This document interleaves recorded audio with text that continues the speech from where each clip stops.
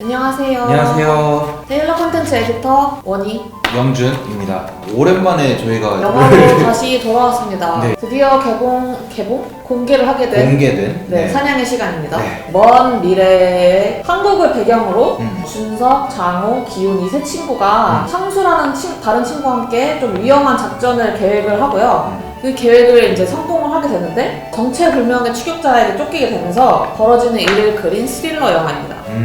진짜 우여곡절이 많았잖아요. 그렇죠. 참 이게 정말 개봉하지 말라는 건지라는 네. 생각이 들 정도로 영화 제작 기간이 길어져갖고 원래는 이제 2019년에 개봉할 네. 예정이었는데 이게 2020년 2월로 한번 밀렸단 말이죠. 근데 그때 뭐가 터졌습니까?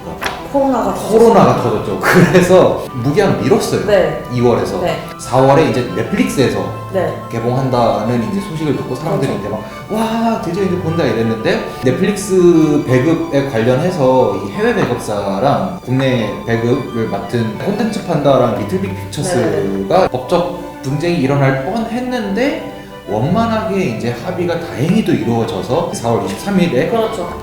드디어 공개가 됐습니다. 네. 주연 배우들이 이재훈, 안재호, 최우식, 박정민, 그리고 박혜수 이렇게 이 조합에다가 파수꾼의 감독님이신 윤생현 감독님이 제작을 맡으셔서 더 기대감을 모았던 그런 작품입니다. 첫 작품의 청년영화상 드시고 그러셨죠. 그렇죠. 어떠셨나요? 저는 기대를 너무 많이 했나라는 생각이 제일 먼저 들더라고요. 네, 저는 네. 기대 가로 열고 많이 이해한. 가장 큰 장점이 이 출연자들의 조합이죠. 네. 이 캐스팅이 2018년에 이제 크랜크를 그쵸. 했잖아요. 지금은 다시는 보일 수 없는 그런 그렇죠. 조합이고 뭐 정말 이 배우분들 한 분 한 분이 슈퍼스타가 되셨죠. 그렇죠. 이재훈 네, 배우도 정말 이제는 볼 수 없는 그런 조합이라서 이것 때문에 좀 기대를 하신 분들이 많고요. 사운드가 좀 스릴러에 맞게 그런 좀 분위기를 심리적으로 좀 압박하는 분위기를 되게 살리는데 한몫을 했어요. 맞아요. 총소리 같은 부분에서 특히 사운드가 좀 맞아요. 차이가 많이 네. 났다고 그러더라고요. 윤성현 감독이 만든 그 디스토피아적인 한국의 모습이 저는 사실 되게 좀 마음에 들었어요.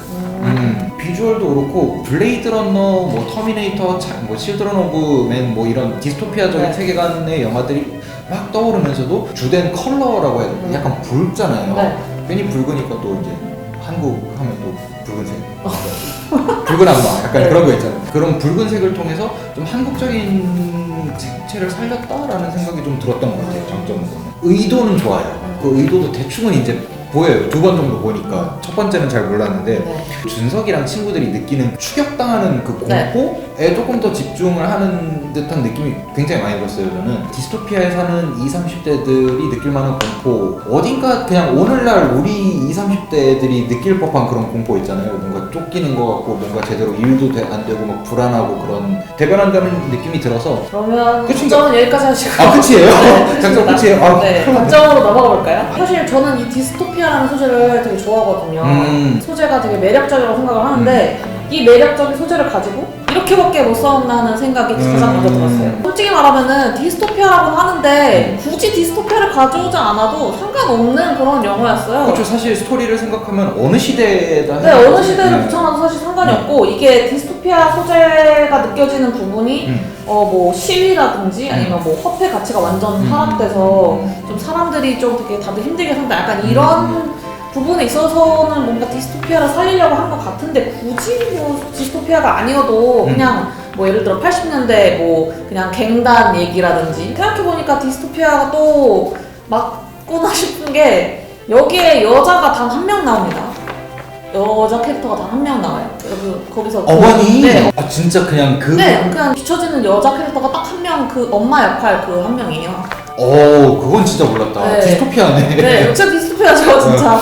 이름도 안 나올걸요, 아마? 최우식 네, 배우. 최우식 배우의 어머니 역으로 나오는데 아주 잠깐 그냥 아들이 선물 사줘서 기쁘다 약간 이 역할로 하고 끝이 나요. 정말 디스토피아구나 이래서. 굳이 디스토피아를 사용한 이유를 이제 가만히 생각을 해봤거든요. 네. 한국은 총이 네. 사실상 불법이잖아요. 뭔가 총기를 이렇게 합법적으로 누구나 다 쓰는 시대를 만들 거니까 그래서 굳이 디스토피아적인 그런 시대상을 넣었다는 생각도 들더라고요. 그게 아니면 사실 우리나라에서 총 볼 일이 그렇게 흔치가 않잖아요. 총하고 마약하고 그냥 다들 들고 다닌다고 초반부에 그렇게 나와요. 내용도 없고 그래서 개연성도 없다고 좀 생각이 들었어요. 이게 주인공이 갱단 무리의 돈을 털기 위해서 하잖아요. 그렇죠. 도박장 주인공이 돈을. 준석이 출소를 했는데 또 범죄하려고. 네, 그러니까 범죄를 하려고 하는데 뭔가 다들 왜 굳이 약간 이런 분위기였는데 그냥 약간 의리상으로 그 범죄를 저지르게 그렇죠. 됐잖아요. 되게 무대뽀예요. 네. 보면. 카지노의 주인이었던 그 한이 쫓아오잖아요. 쫓아와서 잡았는데 놔주고 다시 쫓아가고 놔주고 제목이 곧 내용인데 정말 정직하게 사냥의 시간, 사냥의 시간. 사냥당하는 그런 시간이에요. 네. 박혜수 역할도 사실 저는 좀 이입도 안 되고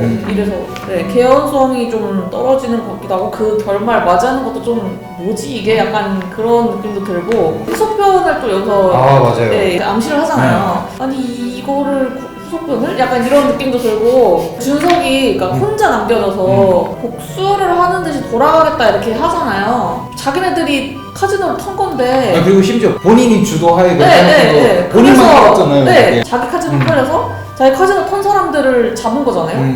근데 그것 때문에 친구들이 죽어서 그걸 또 복수를 하겠다. 저는 이게 약간 이해가 안 되는 거죠. 자기들이 이제 먼저 한 건데. 선빵 쳐놓고, 네.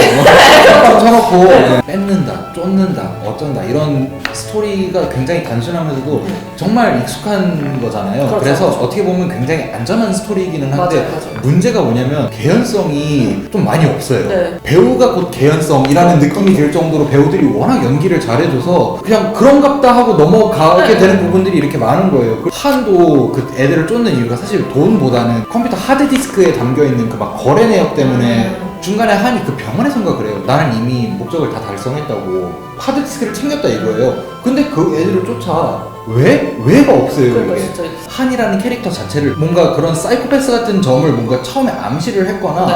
자기가 사냥을 게임이라고 생각한다 이런 듯한 암시가 있었으면 그냥 그런가 보다 할 수 있는데 본인의 목적을 위해서라면 뭐든 하는 그런 사람으로만 나와요. 딱히 뭔가 즐긴다라는 느낌이 없었거든요. 저는. 캐릭터 구성도 엉망이고 개연성에 구멍이 그렇게 뚫려버리니까 아무리 이제 배우들이 막 얼굴을 진짜 막 온갖 열연을 펼쳐도 보고 나면 되게 허망한 느낌이 맞아요. 되게 많이 들어요. 이게 그나마도 배우들이 연기를 해서 하드캐리 한 것이 아니라. 네, 진짜 감독님 인터뷰를 보면 본인은 이제 뭐 시즌2 뭐 속편을 생각해본 적은 없다라고 그렇게 얘기를 했는데 거짓말 같아요. 솔직히 말씀드리면. 말도 안 돼. 그럼 이런 진짜 엔딩이. 그렇게, 진짜 그렇게 얘기했어요. 아니, 그 감독님이 말한 게 거짓말 같아요, 진짜. 네. 시리즈물에 더 비기니 막 이런 식으로 시작한 영화가 있잖아요. 근데 시작한 영화들은 보통 세계관을 설명하느라고 시간을 다 뺏어서 뭔가 아쉽게 끝나잖아요. 그러니까 마녀가 약간 그렇죠. 네, 그러니까 되게 설명충스러운. 네. 근데 이 영화는 신비한 동물사전 2 그거 같아요. 정말 2시간짜리 예고편을 그냥 본 것 같아. 그리고 심지어 세계관에 대한 설명도 제대로 안 돼 있고 맞아요. 캐릭터 설명도 구축도 제대로 안 돼 있고 이러니까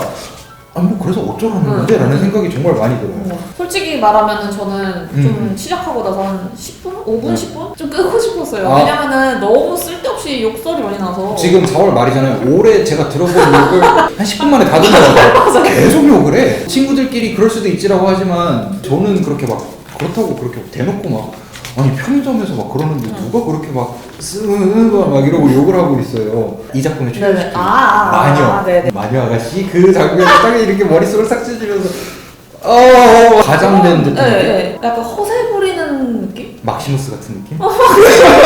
왜 그러셨어요? 네, 죄송합니다. 왜 그래? 정리를 하자면 정말 그냥 좋게 봐서 호불호가 갈릴 작품이다. 넷플릭스 아이디가 있거나 배우 팬이거나 뭐 그러신 분들은 한번 보셔도 괜찮아요. 근데 막 굳이 이 작품을 보기 위해 넷플릭스를 결제를 한다던가 그런 거는 저는 개인적으로는 추천하지 않습니다. 뭐 보는 사람에 따라 달라요. 네. 사냥의 시간 소개는 여기까지고요. 다음 주 리뷰로 뵙겠습니다. 네. 안녕. 안녕.